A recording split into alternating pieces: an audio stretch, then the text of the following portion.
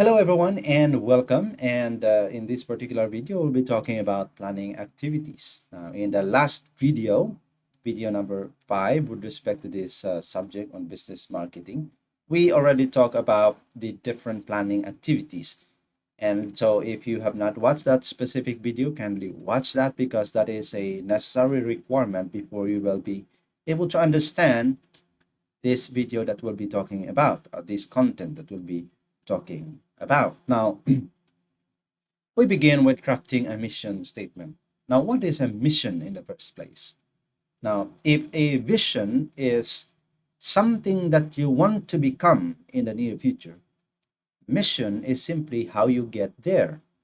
Now, let's say, for example, if you want to be a president of a country, what you're going to do is you have to serve the people and provide, and probably at some point enter into politics, of course. So you have to enter into politics and serve the people. That is your mission in order for you to become the president in a country. Or if you want to finish a degree, what you're going to do is you have to study. That's your mission. You study. You study well, and you study the subject in relation to your degree, and you religiously go to school, and that's pretty much it. As long as you understand and love what you're doing, then you will earn your degree. And mission is just like that. There is a specific vision that you want to attain, and mission is the way to get to the vision. It is highly necessary that a strategy, a plan, or the company itself must have a mission, a clear, a thoughtful mission statement that is developed collaboratively with and shared with managers, employees, and often customers. Provides a shared sense of purpose, direction, and opportunity. A mission statement provides a sense of purpose, direction, and opportunity. Now, these are key indicators that you have to take into consideration when dealing with mission statement. First, they focus on limited number of goals. They stress the company's major policies and values.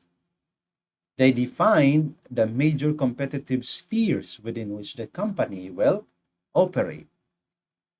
They take long-term view. They are as short, memorable, and meaningful as possible. Now, here are samples of a mission statement of leading companies worldwide. Now, we begin with the mission statement number 1, and that is to accelerate the world's transition to sustainable energy. What a wonderful mission statement. And do you know which mission statement is that? That is correct. It is a mission statement of Tesla. Tesla is one of the leading developers of electric cars based in the United States and with factories in China. And of course, Tesla, with their sister company SpaceX, is also developing a rocket technology that would bring human beings to Mars. And so, to accelerate the world's transition to sustainable energy, that is their mission. Next is to empower every person and every organization on the planet to achieve more. I know that you know this particular company because this is a very popular one, and that is Microsoft Corporation, the maker and manufacturer of softwares that we use in our laptops and PCs today. Microsoft Corporation is co-founded by Bill Gates. By the way, Tesla CEO is Elon Musk.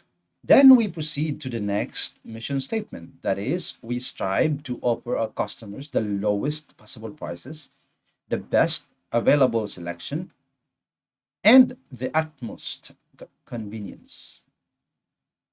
Which do you think is this particular company?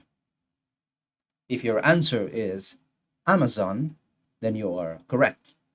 Amazon is the leading e-commerce company in the world, with Jeff Bezos, the richest man in the world, is serving its CEO for more than 2 decades. All right, Jeff Bezos is the richest man in the world.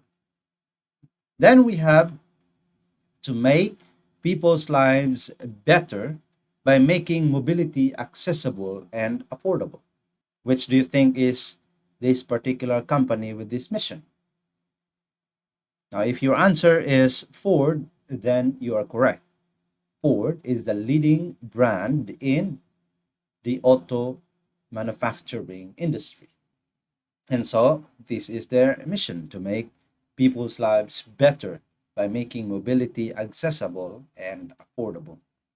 And of course, you have the last one, which is a very popular company, that is to entertain the world. To entertain the world. And if your guess is Netflix, and that is correct.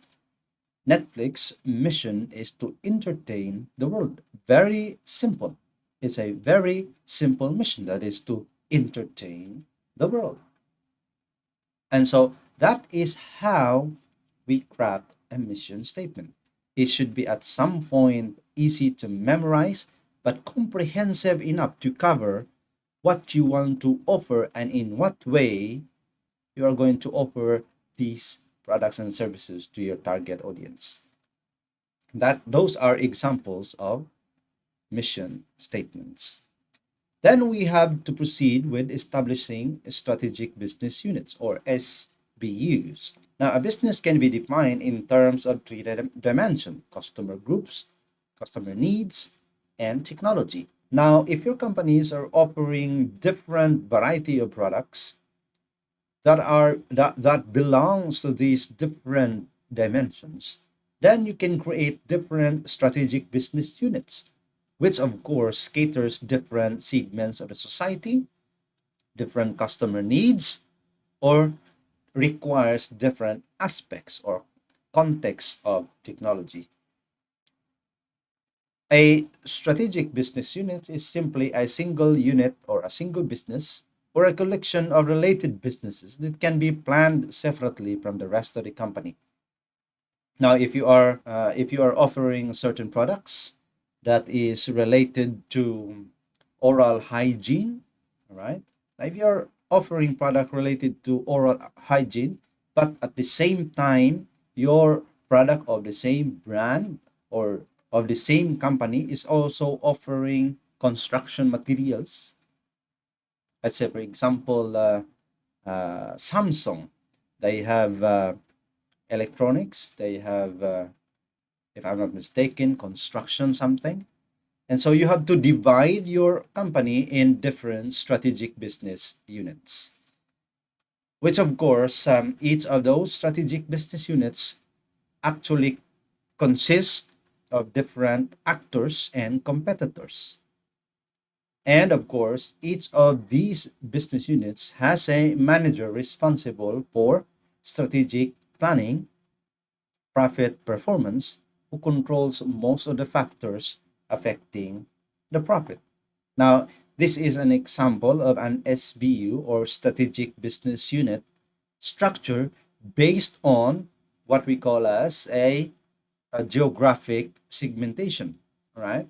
Now we have a VP for Europe, that is one strategic business unit. We have one strategic business unit for North America, so on. And this is how we conduct uh, assessment on the business itself, in order for us to align all of those strategic uh, perspectives and strategic outlook, in order for us to understand specifically what is the direction in each of the strategic business units that would result into one singular identity of the whole company in general. Now, strategic business units is a good way of dividing all of the resources of the company in such a way that you prioritize those who give more. That is the main point of why is it that we segregate or cluster one specific group over another by virtue of different characteristics, probably at some point, just like this example, by geographic location. At some particular point, we divide by the customer segments of customers and so on. Then we have to assign resources to strategic business units. We augment, downsize, terminate, or start based on market demands.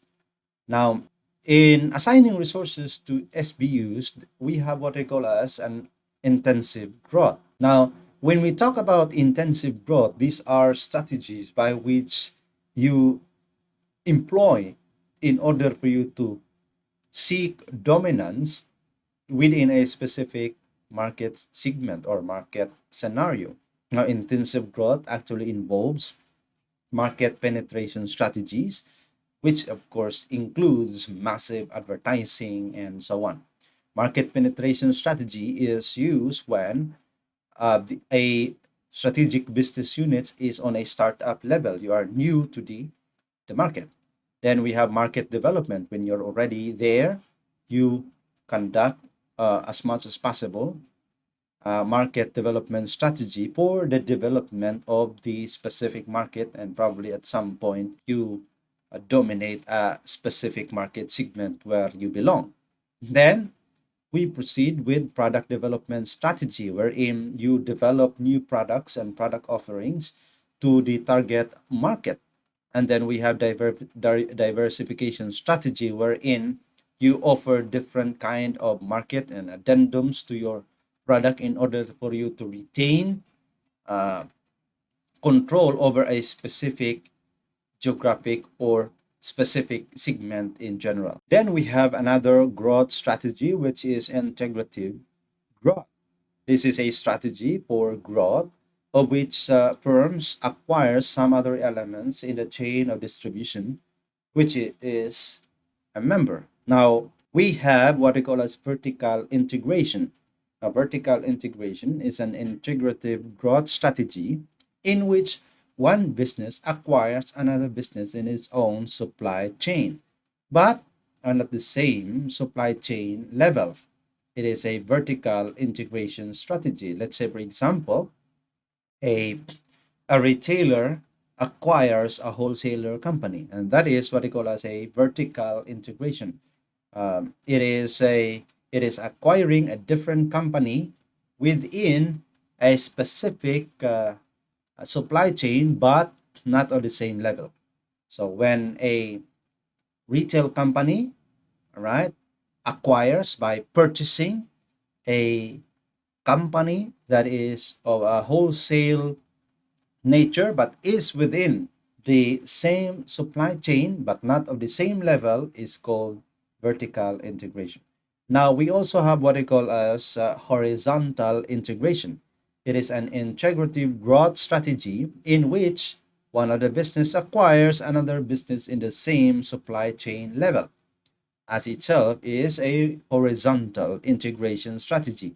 Now, this particular integration growth strategy is simply this. You are a retail company, you purchase or you acquire another retail company. Or let's say for example, you are an airline company and then you acquire another airline company. That is horizontal integration. That kind of strategy is a way by which you will be able to dominate a specific market.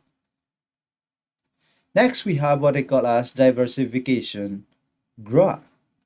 Now, diversification growth is simply offering services that are not part of its core business.